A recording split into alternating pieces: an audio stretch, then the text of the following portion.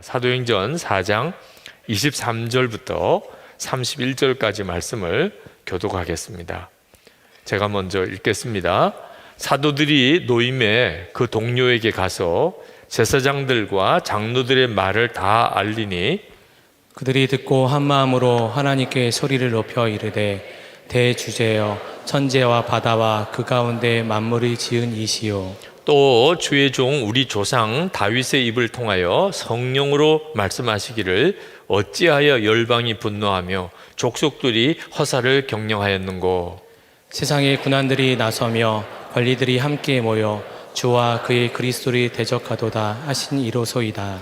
과연 헤롯과 본디오 빌라도는 이방인과 이스라엘 백성과 합세하여 하나님께서 기름 부으신 거룩한 종 예수를 거슬러 하나님의 권능과 뜻대로 이루려고 예정하신 그것을 행하려고 이 성에 모였나이다.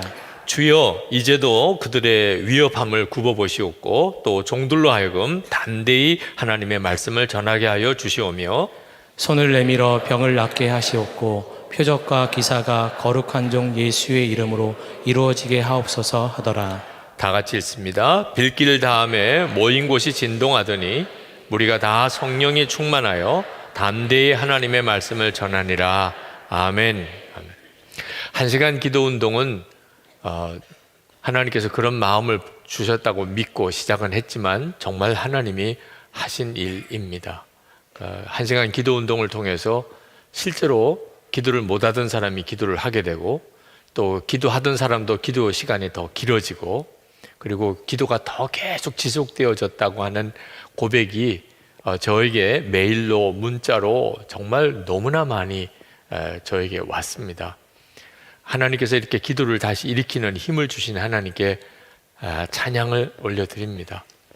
우리의 사모함이 기도를 좀 더 잘하고 싶고 능력 있는 기도를 하고 싶은데 어떤 때는 뚜렷한 계기가 없이 그냥 그런 마음만 가지고 속절없이 지날 때가 많지요. 근데 하나님이 우리에게 기도에 대한 힘을 불러 일으키시는 계기를 주셨다고 생각이 듭니다. 시리즈 설교는 오늘까지 하지만 그러나 한 시간 기도를 이제 그쳐도 된다는 허락을 드린 것은 아닙니다. 그건 정말 바보 같은 일이죠.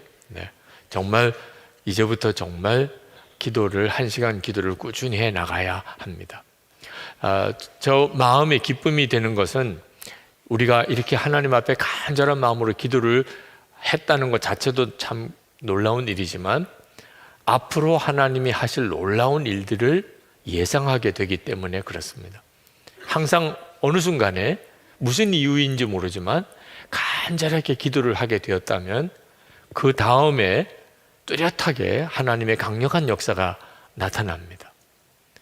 어느 순간에 왠지 모르게 기도의 힘을 다 잃어버리고 그저 형태만 남은 기도 생활에 연연하는 상황이 오는 것은 참 두려운 일이에요. 왜냐하면 얼마 안 가면 그 기도가 없었던 것 때문에 오는 큰 어려움을 당하게 될 것이기 때문에 그렇습니다. 그러니까 기도가 뜨거워졌다는 것은 그건 우리 마음에 큰 기대를 갖게 하는 거죠. 심지어 죽을 병에 걸린 사람이 가족이나 친척 중에 또는 교우 중에 있어서 그것 때문에 함께 기도하기 위해서 모여서 기도를 하다가 하나님의 뜻밖의 다른 역사를 경험하게도 됩니다. 지나고 나면 하나님이 우리를 기도하게 하시려고 그렇게 하셨구나. 교회에 무슨 큰 시험거리가 하나 생겨서 난감한 일이 생겼는데 지나고 보니까 그 일을 계기로 해서 기도 안 하던 교인들끼리 다 함께 모여서 그렇게 간절히 기도를 하게 되므로 하나님의 역사가 그 다음에 놀랍게 경험되어지는 일도 많습니다. 그러니까 여러분, 기도가 잘 되고 안 되고는 굉장히 중요한 문제입니다. 그래서 기도가 잘 안 될 때는 무슨 일이 있어도 벗어나야 합니다. 하여튼 무슨 일이 있어도 벗어나요. 하여튼 기도 잘하는 사람 붙잡고 하여튼 나한테 불을 붙여달라 어떻게 붙이느냐 그래도 하여튼 계속 붙잡고 기도를 내 기도가 살아나게 해라. 하여튼 무슨 수를 써서라도 지나가는 목사님 바지가랑이를 붙잡고 하여튼 기도에 불을 주지 않으면 절대로 안 놓치겠습니다. 하든지 어떻게 하서든지 기도가 살아나기를 원하고 몸부림치면 다 살아납니다. 기도를 정말 하고 싶은 마음에 갈망이 있어서 매달리는 사람은 결국 기도의 불을 받습니다. 기도가 잘 안 될 때 그냥 넘어가지 않게 되기를 바랍니다. 여러분 중에도 나는 정말 기도가 잘 안 돼 그러시는 분들은 대단히 위험한 상태에 빠져 있다는 것을 꼭 명심해야 합니다. 우리가 꼭 기억해야 될 것은 그저 기도하는 것은 기도한 것으로 끝나는 게 아니고 강력한 하늘의 권능이 부어지는 기도가 있습니다. 오늘 그 말씀을 우리가 읽었습니다. 우리가 하나님께 기도할 때 하늘의 권능이 부어지는 역사가 있습니다. 어떤 기도가 도대체 그런 기도인지, 우리가 매일 1시간 기도를 작정하고 기도를 한다면 그런 기도의 사람이 되어야 하잖아요. 오늘 성경에 보면 그 제자들에게 대핍박이 일어납니다. 사도행전 4장에 오면 예수님의 부활을 전하고 성령을 받고 예수님의 부활을 전하는 제자들에게 엄청난 핍박이 오기 시작합니다. 베드로와 요한이 붙들려서 감옥에서 맞고, 그리고 사내들인 공회 앞에 세움을 받습니다. 이 사내들인 공회는 예수님이 재판받으시던 곳입니다. 거기서 사형 판결을 받습니다. 근데 유대인들은 사람을 사형할 수가 없기 때문에 이제 로마 군인들에게 맡겨서 예수님을 십자가에 못 박아 죽인 거죠. 그 사형에 대한 판결을 내린 곳은 사내들인 공회였습니다. 얼마나 살벌한 곳인지, 사람을 죽이고 살릴 수 있는 고난을 가지고 있었던 무시무시한 곳입니다. 그곳에 베드로와 요한을 붙들어 세워놓고 신문을 하는 겁니다. 베드로에게 있어서는 참 마음 아픈 곳이었는데 예수님이 거기서 신문을 당하시고 할 때 베드로는 너무너무 두려워서 예수님을 3번이나 부인하고 저주까지 했던 그런 계기가 된 곳이기도 합니다. 그러니 베드로가 그때 얼마나 마음이 힘들었겠습니까? 그 사내들인 공회에서 베드로와 요한에게 예수 이름으로 이제부터는 무슨 말이든지 하지 마라 하고 무서운 금지 명령을 내립니다. 18절에 사도행전 4장 18절에 보면 예수의 이름으로 말하지도 말고 가르치지도 말라. 그게 사내들인 공회에서 그 예수님의 제자들에게 내린 명령이었습니다. 그때 베드로와 요한이 당당하게 말합니다. 19절에 하나님 앞에서 너희 말 듣는 것이 하나님 말씀 듣는 것보다 옳은가 판단하라. 그 사내들인 공회원들이 그 베드로와 요한이 공부를 제대로 못한 사람이라는 것을 잘 알았어요. 공부를 제대로 못했다는 말은 그런 어떤 재판정에서 말 한마디 제대로 못하는 사람이라는 거죠. 그런 줄 알았는데 그렇게 담대하게 말하는 걸 듣고 깜짝 놀라게 됩니다. 그때 이 베드로와 요한이 이렇게 담대할 수 있었던 것은 그 자기들 노려보는 그 사내들인 공회원들 그들의 눈을 의식한 게 아니고 그보다도 더 놀라운 크신 하나님을 바라보았기 때문입니다. 그러니까 하나님이 바라보아지면 사람이 이렇게 바뀌는 거예요. 여기 19절에 보면 하나님 앞에서 이렇게 표현을 합니다. 그러니까 베드로와 요한이 지금 사내들인 공회 앞에 서 있지만 그들은 하나님 앞에 서 있다고 그렇게 고백을 하는 거예요.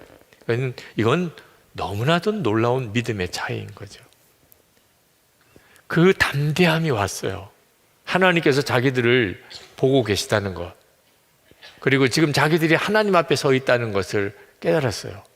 그리고 하나님이 자기들에게 담대하게 복음을 전하라 라고 하신다는 것도 알았어요.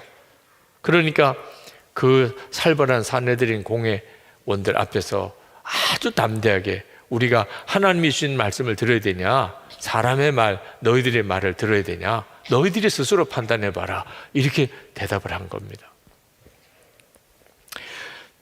평소에 이제 뭐 공부를 많이 한 사람들 이 말을 잘하죠. 근데 실제로 어려운 일을 만나보면, 그러면 이렇게 배워서 말을 잘하는 사람은 다 껍데기만 말 잘하는 사람이라는 걸 알게 돼요. 아무 말을 못하게 됩니다. 두려움이 오면, 문제가 생기면. 그런데 하나님을 바라보는 눈이 뜨여서 그래서 말을 잘하게 된 사람은 조금 표현이 어눌하고 또 좀 세련됨이 없기는 하지만 어디서부터 그런 힘이 생기는 거죠? 위기에 올 때, 정말 큰 어려움이 닥쳤을 때, 그때 그 말하는 것이 권세가 있고 사람의 심령을 움직여요. 저는 설교하면서 늘 하나님 앞에 기도하는 제목이 바로 그 점입니다. 사람의 말의 언변은 좀 많이 부족하고 정말 닮고 싶은 그런 목사님들이 많아요. 그런데 그래서 말을 잘하는 것은 아무 소용이 없는 거구나. 조금 미숙하고 어눌하고 표현에 문제가 혹 있다 할지라도 베드로와 요한처럼 하나님을 바라보는 눈이 뜨여서 말하지 않으면 견딜 수 없는 그런 메시지를 전하는 자가 되게 해 주옵소서. 그런 간절한 마음이 기도 제목이 있는데 베드로와 요한이 지금 그와 같았습니다. 그들이 이제 풀려나서 그리고 자기들을 위해서 기도해 주는 교인들에게로 갔어요. 그리고 그 교인들과 함께 기도하는 내용이 오늘 우리가 읽은 본문의 내용입니다. 그들이 함께 모여서 24절에 이렇게 기도를 시작합니다. 그들이 듣고 한 마음으로 하나님께 소리를 높여 이르되 대주제여 천지와 바다와 그 가운데 만물을 지으신 이여. 주목할 것은 살려주세요, 도와주세요 이런 형태로 기도를 안 했다는 겁니다. 그들은 지금 감옥에서 맞고 그리고 아주 무시무시한 사내들인 공회에서 재판을 받고 예수의 이름으로는 절대 말하지 마라, 앞으로 또 그렇게 말하면 너희들은 이제 죽는다, 이런 무서운 판결을 받고 나오는 입장이었어요. 하나님 도와주세요, 우리를 제발 살려주세요, 이 어려움에서 벗어나게 해주세요 이렇게 기도할 만한데 그들은 오히려 하나님을 찬양했습니다. 하나님을 찬양했어요. 그리고 오직 하나님의 이름과 영광을 위해서 하나님의 뜻이 이루어지기를 간구했습니다. 29절부터 보면 주여 이제도 그들의 위협함을 굽어보시옵고 또 종들로 하여금 담대히 하나님의 말씀을 전하게 하여 주시오며 손을 내밀어 병을 낫게 하시옵고 표적과 기사가 거룩한 종 예수의 이름으로 이루어지게 하옵소서 하더라. 한마디로 말하면 다시 붙들려 가도 좋습니다. 다시 매 맞아도 좋습니다. 혹 그것 때문에 내가 죽는 일이 있어도 좋습니다. 그건 이제 상관이 없어요. 하나님 제발 감옥에는 안 가게 해주세요, 맞는 일은 없게 해주세요 이런 기도 안 했어요. 그런 일이 있어도 좋습니다. 우리가 정말 원하는 것은 하나님께서 원하시는 그 일이 이루어지기 원합니다. 주 예수님의 부활의 소식을 담대하게 전하게 하시고 지금도 주 예수의 이름으로 표적과 기사가 일어나고 병든 자들이 고침받는 이 일이 지금도 일어나게 해 주시옵소서. 그렇게 기도했어요. 여러분 이 차이를 잘 알아야 합니다. 오늘도 우리가 간절한 마음이 기도 제목을 가지고 왔지만 그냥 기도 열심히 하고 갈 수도 있고 기도하는 중에 하늘의 권능이 임할 수도 있는데 그것은 우리가 어떻게 기도하느냐에 따라서 달라질 수 있다는 겁니다. 우리가 평소에 늘 기도하던 것과 성경에 나오는 기도를 잘 비교해 봐야 합니다. 제자들과 그 교인들이 그렇게 기도하니까 하늘의 권능이 임하고 기도하던 곳이 진동했다고 그랬습니다. 31절에 빌기를 다음에 모인 곳이 진동하더니 무리가 다 성령이 충만하여 담대히 하나님의 말씀을 전하니라. 정말 이런 기도가 사모함이 됩니다. 우리가 이렇게 금요일마다 이렇게 기도하는 집회를 하는데 하나님 이 금요 성령 집회가 바로 이런 기도의 역사가 일어나게 해 주옵소서. 우리가 기도하는데 정말 진동이 일어나는 하늘의 권능이 임하는 역사가 일어나게 해 주옵소서. 저는 금요 성령 집회가 우리 교회의 그 어떤 보일러실 같아요. 한 주간 동안에 우리 교회 모든 사역에 에너지를 공급하는 보일러실. 여러분 집에 보일러 있죠? 거기서 난방이 돼서 한겨울도 따뜻하게 보내는 거죠. 금요 성령 집회가 그와 같은 역할을 하고 있다는 것을 알았어요.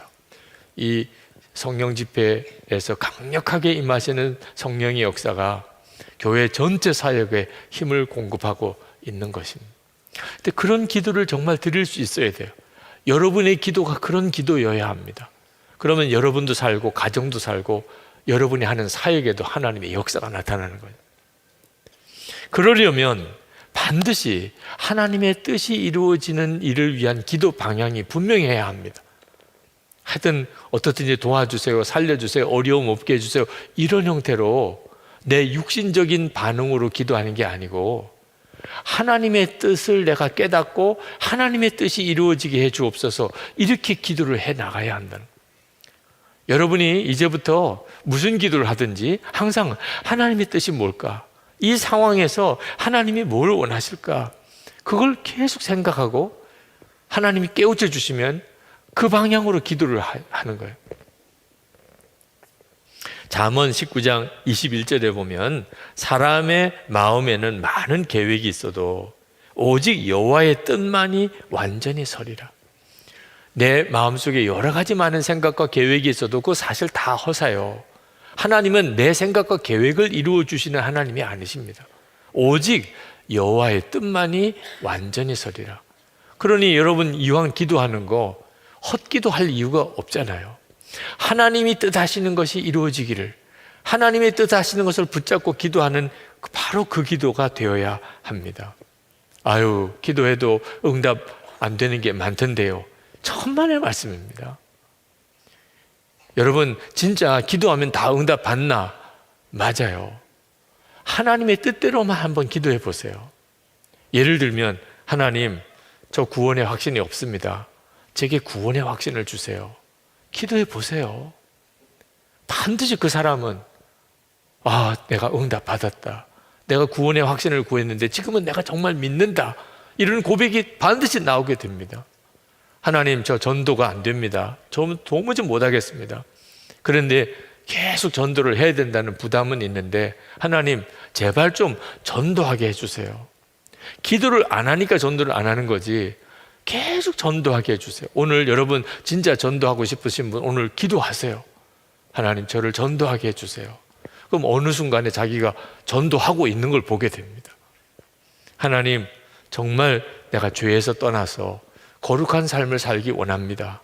이렇게 은밀한 죄에 숨어서 짓는 죄에 내가 더 이상 매이고 싶지 않습니다. 하나님, 저를 정말 이 죄에서 벗어나게 해주세요. 기도하세요. 반드시 응답받습니다. 그러니까 하나님이 뜻하시는 대로 구하는 기도는 다 응답받습니다. 내가 기도했는데 응답 안 되더라, 그렇게 되어진 것은 한번 점검해 봐야 됩니다. 하나님의 그 문제 속에서 하나님의 뜻을 분별했는지. 한 번은 제가 아주 어려운 일을 만나서 3일 금식을 했던 적이 있었어요. 저에게는 참 난감한 일이었어요. 하나님의 뜻이 뭔지 알기가 어려웠습니다. 그래서 금식을 하는데 갑자기 하나님이 제 마음속에 응답을 말씀으로 주시기를, 항상 기뻐하고 쉬지 말고 기도하고 범사에 감사하라. 그게 하나님의 뜻이라는. 저는 그 시험거리 속에서 이래야 되냐 저래야 되냐, 하나님 뜻이 뭐냐 그랬는데 전혀 엉뚱한 형태로 답을 주셨어요. 하나님의 뜻이라는 건 항상 기뻐하고 범사에 감사하고 그리고 늘 쉬지 않고 기도하는 거야. 그렇구나. 마음에 회개가 되더라고. 내가 하나님의 뜻을 구하면서도 정작 하나님의 뜻대로 아무것도 안 한 거예요. 힘들고 어렵고 난감하고 억울하고 답답하고 그렇게만 생각. 그래서 주님의 뜻이라고 하시니까 그 문제 속에서 오히려 하나님, 저는 기뻐합니다. 제가 이 일로 인해 기도하겠습니다. 주님, 이런 일을 겪게 해주신 걸 감사합니다. 믿음으로 그렇게 순종했어요. 참 놀라운 일이, 그 문제로 인한 시험이 제 마음속에 더 이상 문제가 되질 않았어요. 하나님의 뜻이라고 해서 그대로 했더니 참 어려운 일이긴 했는데 나로서는 정말 견뎌내기도 쉽지 않은 마음의 시험이 되었었는데 하나님이 기뻐하는 뜻이라고 해서 그렇게 기뻐하고 기도하고 감사했더니 더 이상 그게 문제가 되질 않았어요. 그러니까 여러분이 어떤 상황에서 하나님의 뜻이 무엇인가를 정확히 붙잡는 일이 기도할 때 매우 중요해요. 기도는 성령께서 하나님의 역사에 우리를 참여시키시는 방법입니다. 우리가 기도하니까 하나님이 움직이시는 게 아니에요. 하나님이 어떤 일을 계획하시고 우리를 기도의 자리로 이끌어서 그 일을 우리로 동참하게 해주시는 거예요. 자, 오순절 성령이 임하실 때 제자들이 기도해서 성령이 임하셨나요? 어떻게 보면 그렇게도 보입니다. 그러나 예수님이 제자들은 성령이 임하실 것에 대해서 아무 생각도 없었을 때 너희들이 예루살렘 떠나지 말고 내가 너에게 보내주겠다고 하는 성령을 기다리라. 그게 기다리라는 말이 기도하고 있으라 그런 뜻이죠. 성령을 보내시겠다고 하는 하나님의 계획을 주님이 가지고 계셨어요. 그리고 기도를 시키신 거예요. 그리고 성령이 임한 거죠. 그러니까 우리가 기도하는 일은 하나님이 기도를 시키시는 거예요. 어떤 일을 계획하시고, 여러분이 개인이든 우리 교회 일이든 나라의 일이든 하나님이 어떤 일을 계획하시고, 그리고 그것을 우리에게 기도를 시켜서 하나님이 하시는 일에 우리를 동참시키시는 거예요. 오순절 성령 강림 사건 이후에 제자들이 하나님의 뜻이 명확해졌어요. 복음을 전하는 것이구나.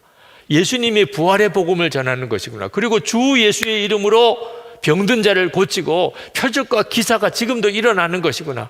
예수님은 저 하늘에 계신 게 아니고 우리 가운데 이미 다시 오셨구나. 지금도 예수님의 역사는 우리를 통해 일어나는 것이구나. 그걸 깨달았어요. 그게 하나님의 뜻이라는 걸. 그런데 그대로 하면은 그들은 붙들려 들어가고 매 맞고 감옥에 갇히고 죽을 수도 있는 아주 살벌한 분위기였습니다. 그런데 하나님의 뜻이 그렇다니까.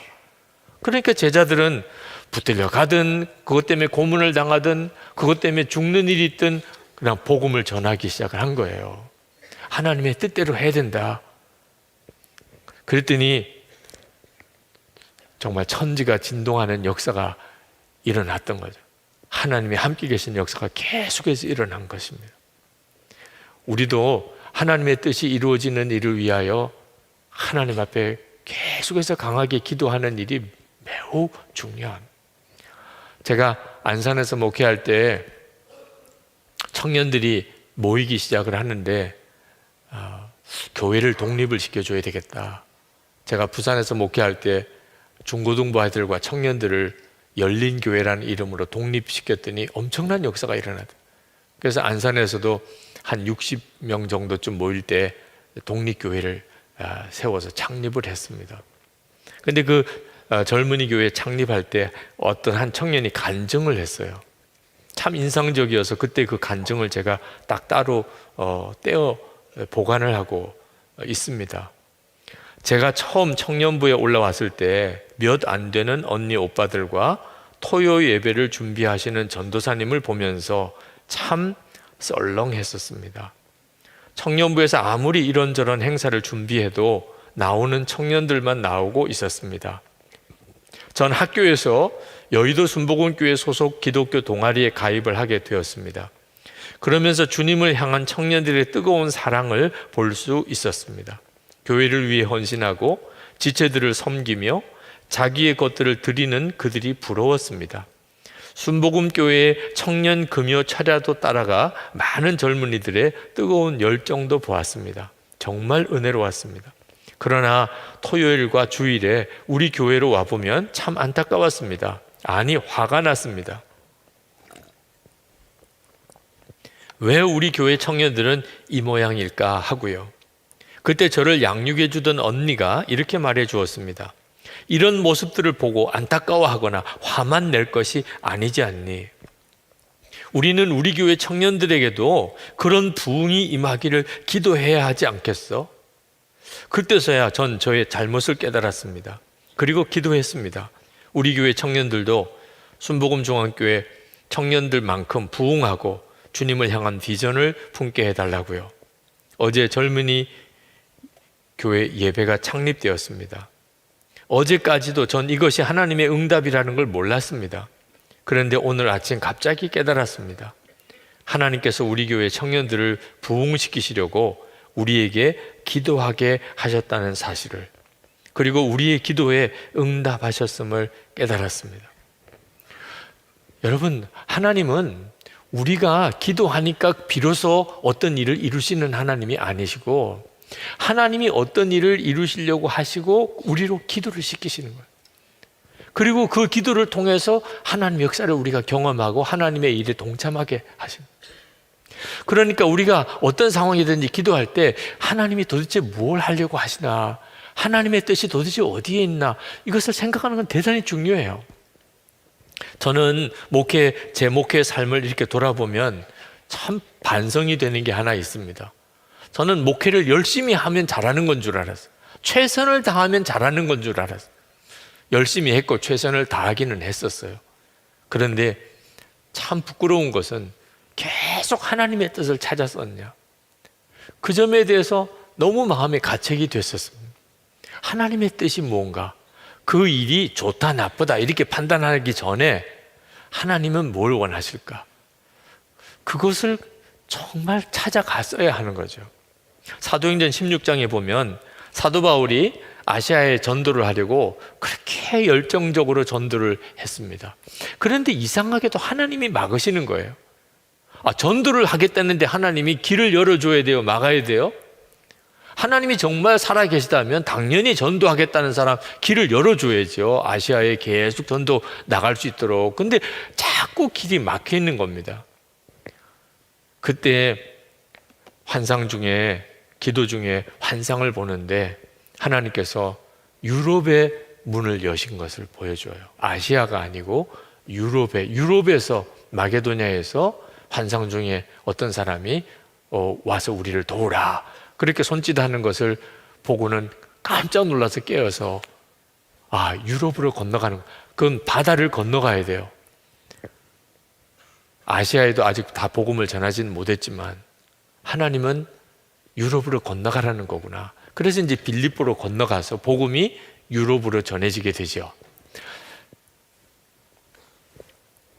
전도는 하나님이 기뻐하시는 일이지만 전도조차 막혀버리고 하나님이 허락지 않으실 때, 사도 바울이 훌륭한 점이 거기 있는 거예요. 성령님께서 막으실 때, 막으시는구나, 왜 그렇지? 하나님 어떻게 해야 되나요? 이렇게 묻고 하나님이 유럽 쪽의 문을 여시는 것을 깨닫고 유럽으로 옮겨갈 수 있었던, 이건 정말 탁월한 거예요. 보통 사람들은요, 성령님도 못 말려요. 하겠다는데 못 말린다니까. 자기가 그냥 하겠다는데 주님도 못 말리는 사람이 거의 대부분입니다. 너 하지 마. 그래도 주여 말리지 마세요. 내가 하겠다는데 왜 주님이 자꾸 이렇게 간섭하십니까? 당장 주님 문을 열어놓으세요. 이렇게 하여튼 주님 앞에 명령도 하고 고집도 부리고 땡깡도 쓰고, 보통은 그렇습니다. 그러니까 주님도 어떻게 못하는 예수 믿는 성도들이 엄청 많아요. 그러니 가정 안에 부부 싸움이 생기고 부모 자녀 사이가 갈등이 생기고 교회 안에 문제가 생기는 거예요. 주님도 어떻게 수습이 안 되는 겁니다. 주님이 이렇게 하라 저렇게 하라 그러면 우리야 당연히 그렇게 해야 되는데, 우리 생각에 주님 그건 잘못됐잖아요, 주님 이것도 모르세요? 이런 식으로 나가니까 주님도 그냥 지켜볼 수밖에 없는 거죠. 그럼 너 마음대로 해봐라. 깨지고 무너지고, 그냥 그러고 난 다음에 그냥 두 손 들고 주님 두 손 들고 나갑니다. 이렇게 하게 될 수밖에 없는 평생을 살아가는 거죠. 사도 바울이 성령의 이끌림을 받아서 그가 아시아에서 전도하던 계획을 내려놓고 유럽으로 건너감으로 세계 기독교 역사가 완전히 새롭게 열려지게 됐잖아요. 그런데 이 일이 그대로 지금도 우리 가운데 그대로 있습니다. 그러니까 우리가 어떤 일이 된다 안 된다 자꾸 그 점에 대해서 판단하지 말고, 내가 원하는 대로 됐다 안 됐다 그렇게만 판단하지 말고, 안 될 때도 하나님 이 일 속에서 하나님의 계획이 뭘까, 그렇게 물어야 한다는 겁니다. 우리 선교사님이기 때문에 제가 이름은 말씀드리지 않겠습니다. 오만에 나가 있는 선교사님 이름 아시죠? 네.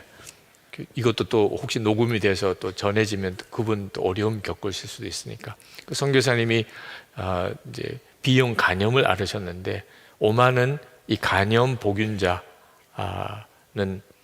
그 비자가 나오지 않습니다. 근데 그걸 오만에 가서 알았어요. 이제 비자를 받아야 되는데 거주증도 받아야 되고, 그런데 이제 병원에 가서 이제 신체 검사를 하게 됐는데 의사가 간염 보균자인 걸 알고 거주증을 주겠다는 그런 사인을 의사가 사인을 해줘야 건강하다는 사인을 해줘야 이제 비자가 나오는데 안 해주는 거예요. 그런 비슷한 일로 거주증을 받지 못한 사람들이 있었는데 그 중에 이집트 사람 한 사람은 뭐 그것 때문에 뭐 얼마나 항의를 하고 소리를 지르고 막 그랬는지. 그런데 우리 선교사님 마음에 그때 주님이 뭔가 뜻하시는 게 있을 거다. 근데 집으로 갔다 오기에는 갈 수가 없어요. 비자가 없으니까 이제 집으로 갈 수도 없고. 그러니까 할 수 없이 그냥 그 병원 앞에서 며칠을 보낸 겁니다. 아침에 병원 문을 열 때 나와서 그 병원에 있는 의자에 앉아서 의사는 지나가면서 저 친구 왜 저렇게 있지?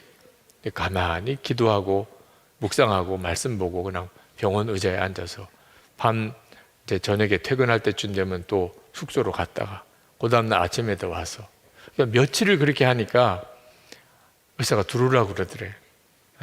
그러면서 당신 내가 사인을 해줄 수가 없는 형편인데 당신 보니까 참 마음이 애처롭기도 하고 그래서 내가 사인을 해주겠다고.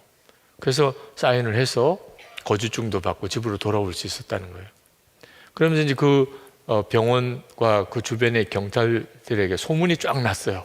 그 한국 어떤 남자 하나가 왔는데 뭐 하여튼 사정이 좀 어렵고 힘들었는데 화내는 법도 없고 그냥 병원 의자에 앉아서 조용히 참 침착하게 그렇게 단정하게 기다리고 또 기다리고 그래서 문제가 해결됐다고. 한국 사람 참 좋다. 성품도 참 좋다. 아주 소문이 났대요. 그래서 한국 사람 만나면 그분 아느냐고 이렇게 묻기도 하고. 선교 편지를 보내오시는데 너무 감동이 되더라고요. 만약에 그때 막 흥분하고 항의하고 뭐 그랬으면 일은 정말 더 꼬일 수도 밖에 없었을 수도 있는 거죠. 근데 도무지 안 될 일도 하나님이 기적으로 그냥 그렇게 열리고 그리고 너무나 좋은 평판을 얻은 거예요. 인도에 우리 선교사님 또 한 분 가 계신데 몇 분이 가 계시죠. 그런데 역시 또 어느 분이라고는 이야기를 안 하겠습니다. 인도 좀 북쪽에 있는 것만 이야기를 드리고 하여튼 그 선교사님도 비자 문제가 걸렸어요. 비즈니스 비자를 해야 되는데 인도 정부에서 요구하는 수준이 굉장히 높습니다.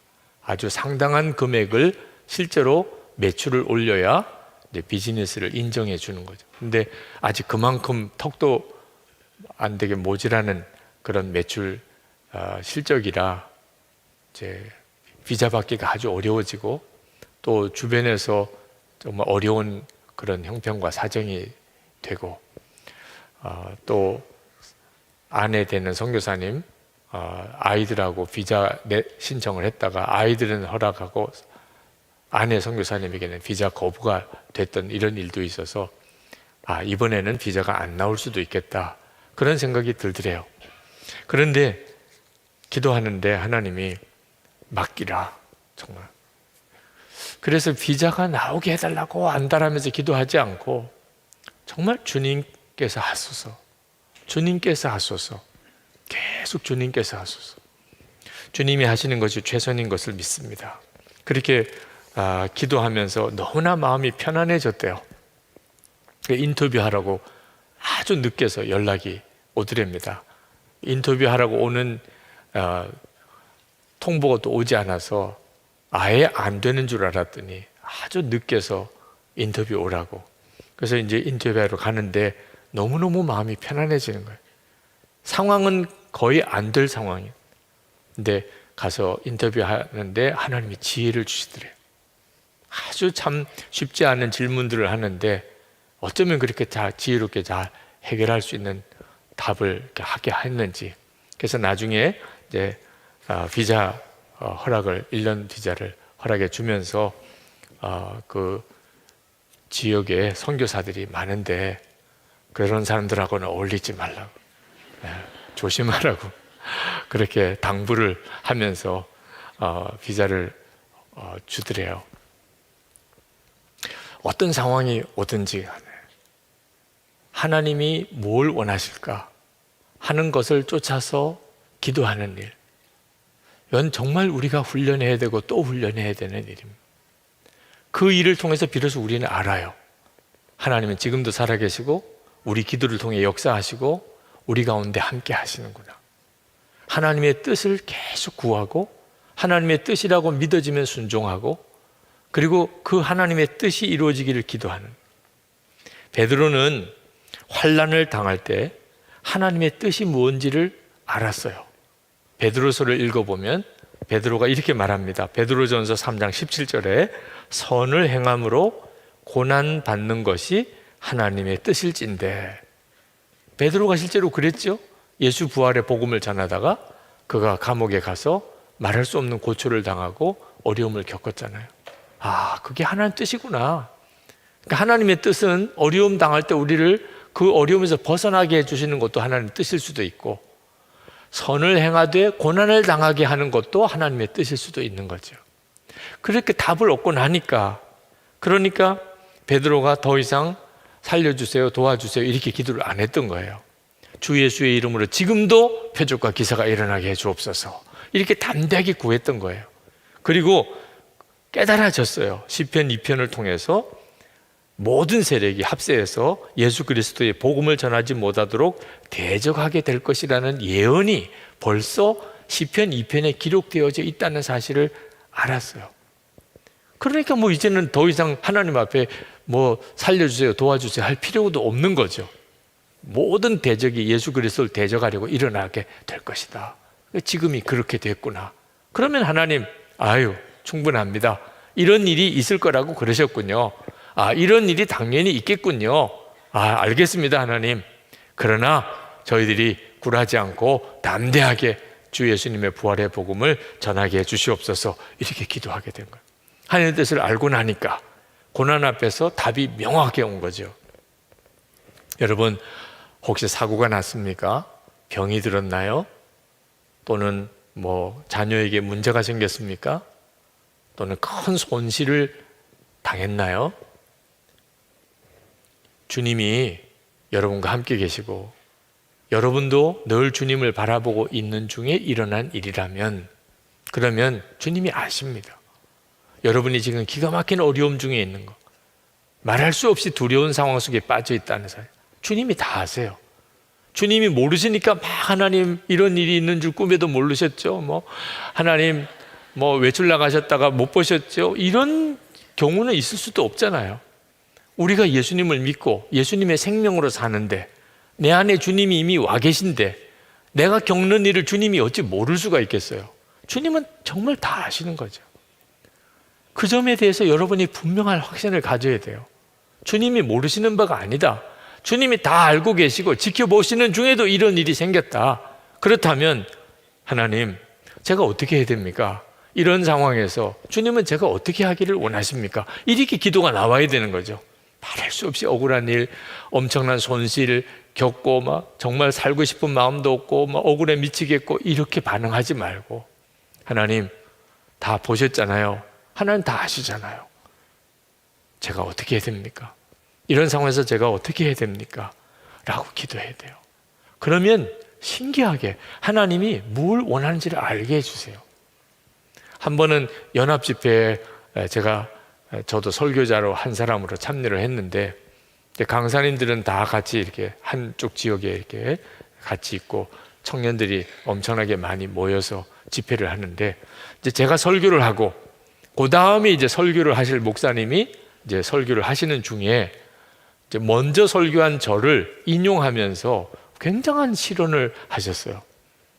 모욕적이기도 하고, 그리고 제가 속한 교단에 대해서도 아주 폄하하는 듯한 표현을 딱 듣는 순간에 갑자기 속이 이상해지더라고요.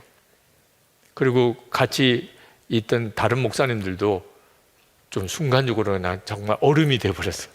아니, 어떻게 저런 말을 저렇게 공개석상에서 하지? 이런 느낌이 드는. 그때 제 마음속에 복잡한 생각이 들었어요. 이건 분명히 따져야 되고 이건 분명히 바로잡아야 돼. 공개적인 사과를 받아야 돼. 그럴 일이야. 이건 나 문제만도 아니야. 이거는 우리 교단 전체의 문제기도 해. 이런 생각도 들더라고. 이럴 때는 가만히 있으면 안 돼. 뭐 이런 생각도 들고. 근데 그때 순간적으로 주님 정말 어떻게 해야 됩니까? 주님 이 상황에서 난 어떻게 해야 됩니까? 라고 하는 기도가 나오더라고요. 근데 참 놀랍게도 깨달아졌어요. 지금 연합 집회가 열리고 있어요. 근데 이 집회가 영적으로 혼란에 빠지고, 그리고 영적으로 분열이 일어나고, 은혜의 문이 막히게 마귀가 교묘하게 지금 덫을 놓고 있구나. 그래서 이 덫이 딱 걸리도록 아주 노려보고 있구나. 그런 느낌이 확 들어요. 소름이 끼칠 정도로.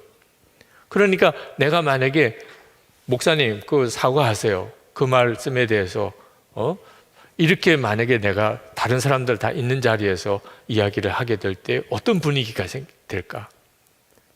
나는 뭐 사과를 받을 수도 있긴 하겠지만 이미 집회 자체의 영적인 분위기는 뭐 대혼란에 빠질 수도 있는 일이잖아요. 그때 내가 어떻게 해야 되는가 하는 것이 깨달아지더라고요. 그러니까 그 목사님 설교가 끝나고 이제 내려오시는데 제가 먼저 나가서 목사님 오늘 말씀에서 은혜를 많이 받았습니다. 그렇게 인사를 하고 나가서 이제 악수를 먼저 청했더니 그 목사님이 영 당황하시면서 목사님 제가 농담한 거 아시죠? 그래. 그렇죠. 뭐 농담하셨죠. 그러니까 다른 강사 목사님들이 다 분위기가 확 풀렸어요. 그리고 그 위기는 아마 뭐 그 목사님도 다른 분들도 기억도 안 하실지도 모르겠어요. 그러나 아주 아무 일도 없었던 것처럼 그 집회가 잘 끝났죠. 어떤 때는 정말 하나님의 뜻을 분별하기가 쉽지 않은 순간이 옵니다. 감정이 너무 격해지거나 너무 화가 나거나 너무 좋거나 너무 싫거나 뭐 별의별 일들이 생길 때. 근데 그때가 위기인 거예요. 하나님이 뭘 원하시는가에 대한 확인을 하지 않고 말을 해버리거나 행동을 해버리면 두고 후회될 일을 남기게 되는 거죠. 여러분, 하나님을 완전히 신뢰해야 돼요. 이거 아니면 나 죽어 이런 거 없습니다.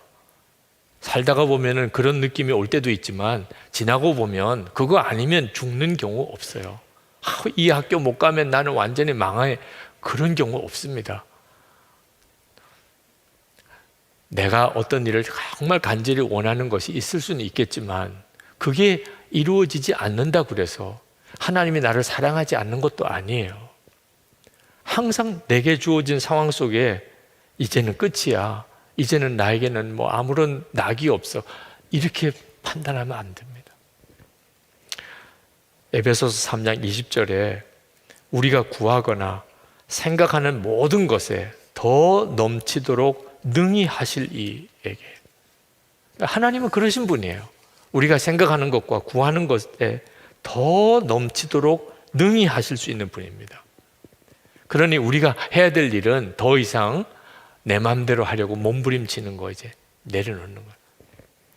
내 마음대로 되지 않았다고 불평하지 말아야 합니다. 마음대로 할 수 없는 것이 오히려 복일 때가 많습니다. 제가 부산에서 목회할 때 참 교회를 신실하게 섬기고 전도도 열심히 하시고 제자훈련도 섬기고 교인들 양육도 잘 하시던 여자 권사님이 계신데 남편 권사님이 IMF 때 갑자기 실직을 하시고 집안 재정이 엄청 어려우셨어요. 그때는 뭐 대부분 다 우리 국민들이 그런 어려움을 겪었을 때입니다. 근데 두 아이가, 아들과 딸이 대학을 다니게 돼. 딸은 이미 대학생이고 아들은 이제 고3이라 대학을 들어가야 되는, 학비 부담이 엄청난 거죠. 남편은 이제 월급도 못 받아오고, 그 등록금 하려고 그때 당시 돈 100만 원을 모아가지고 등록금, 아들 이제 대학 들어갈 때 등록금 하려고 하는 걸 은행에서 찾아가지고 이제 핸드백에 넣고 교회 와서 이제 전도하고 뭐 그렇게 하려고 이제 교회를 오는 길이에요. 교회에 들어오는데 전도사님이 보니까 그 권사님 핸드백이 쫙 찢어져 있더래요. 그래서 권사님 지금 핸드백이 왜 그래요? 깜짝 놀라서 보니까 면도칼로 핸드백에 다 찢겨지고 그 안에 있는 그 아이 등록금이 없어진 겁니다. 소매치기를 당한 거예요. 버스 타고 오다가. 갑자기 모든 게 그냥 샛노래지고 서 있기도 힘들 정도로 이게 어떤 돈인데 칠칠지 못하게 이걸 소매치기 당하고 애들 학교도 못 들어가게 내가 그렇게 했구나. 무슨 생각이 들겠어요 그때. 그런데 양육 대상자가 약속해서 교회에 와 있어요. 어떻게 해요? 아무런 내색하지 않고 그 새가족 양육을 그날 다 마치고, 그리고 전도사님이 권사님 오늘 전도 나가는 날이잖아요. 그것만큼은 도무지 못할 것 같아서 제가 몸이 안 좋아서 그러니 죄송해요.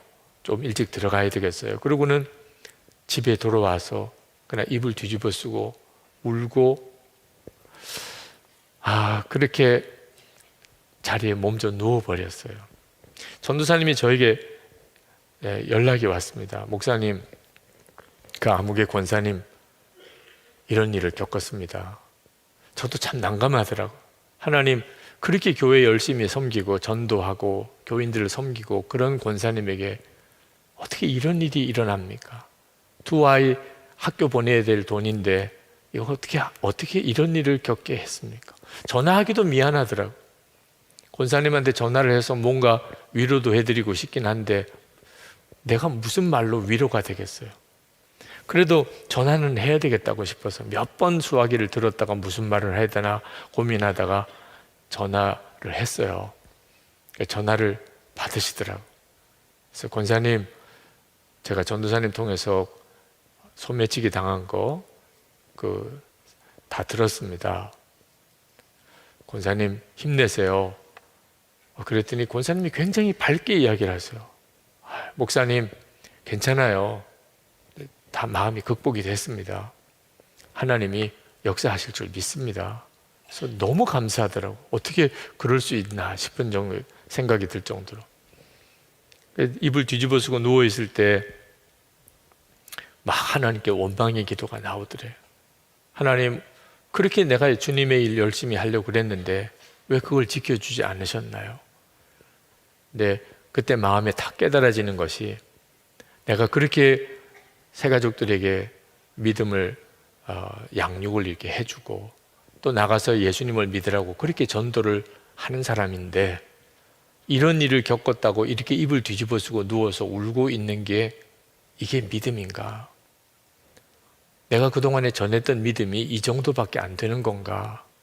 그런 생각이 번뜩 들더라고요. 그래, 내가 이렇게 이불 뒤집어 쓰고 울고 있는 게 아니지.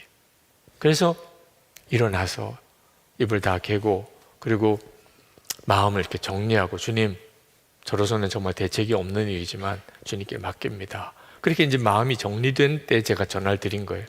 저녁에 남편 권사님도 들어오시고 아이들도 왔는데 그런 일을 이야기하니까 다 가족들이 엄마 걱정하지 마세요. 큰 딸은 제가 그냥 휴학하면 돼요. 이번 한 1년 휴학하면 돼요. 그런 이제 가족들의 격려는 받기는 했지만 그런 마음이 좋을 리는 없죠.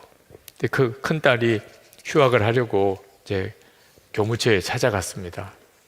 올해는 경제적인 어려움 때문에 제가 학기 등록을 할 수가 없겠습니다. 그래서 휴학계를 내려고 갔더니 교무처에서 왜 휴학을 하려고 그러냐, 제가 등록금을 낼 수 있는 여건이 못 됩니다. 지금 집의 형편이.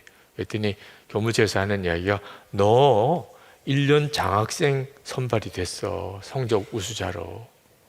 깜짝 놀랐죠. 그러니까 딸 문제는 해결이 됐어요. 이제 아들이 이제 대학 입시를 쳤는데, 의대에 쳤는데 1등으로 합격을 했어요.